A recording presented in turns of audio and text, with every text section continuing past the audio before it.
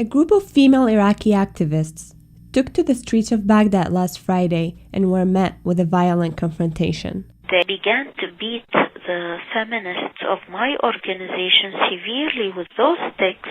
That was Dina Sharhan, the leader of the most influential feminist group in Iraq. I'm the president of Organization of Women's Freedom in Iraq.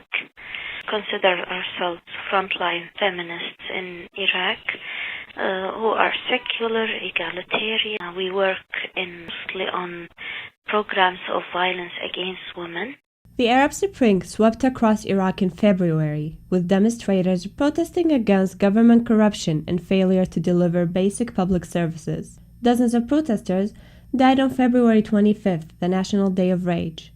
In response, Prime Minister Nouri al-Maliki said he would give the country's ministers 100 days to reform their policies, to reduce corruption and improve basic services.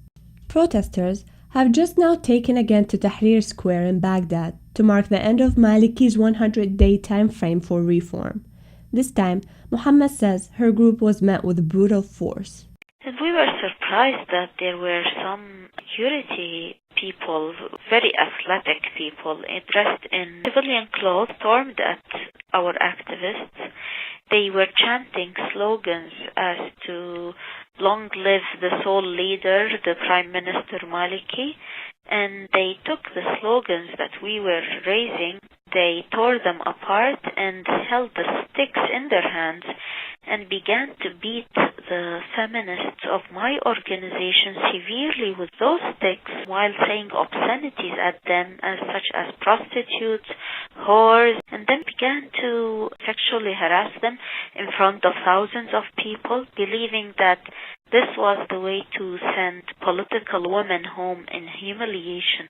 Despite severe injuries, the women of Ofi held a press conference to publicly express their devastation. Conference is about to start and we get surprised that there's a big military force comes and surrounds the offices, fills the street in front of our office, and three officials come into our organization and they tell us that we are not allowed to hold a press conference, and they begin to speak in a very intimidating way with our activists and our supporters.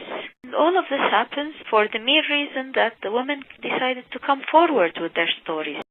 According to Muhammad, the same men who she said had beaten them on Friday in Tahrir Square were among those military forces who interrupted their conference. After too many questions asked from the demonstrators, and especially the youth who were detained before and who knew who had detained them, it turned out that military force that came to our organization is from Division 56, who is responsible of the detainments and the torture of demonstrators. So they had dressed some of them in civilian clothes and asked them to come and beat up our women activists and to sexually harass them.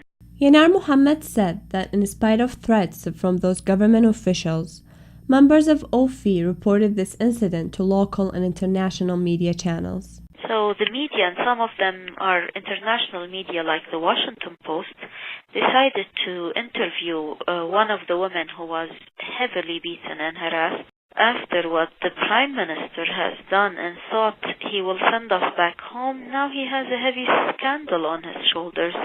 In response to these reports, members of international women's rights organizations publicly condemned Maliki's government for the assaults against OFI activists and declared Friday's attack as a crime and a fundamental violation of human rights. They want an answer. Why were the OFI women beaten? Why were they molested and sexually harassed when they were just leading a peaceful demonstration? Even with increased pressure from the Iraqi government exercising against activist groups, Muhammad said members of OFI are determined to fight for the well-being of their country. We are not closing until they arrest all of us. Yanar Muhammad believes that Iraqi activists will continue to protest until the government responds to their demands. From World News Radio, I'm Dina Sharhan.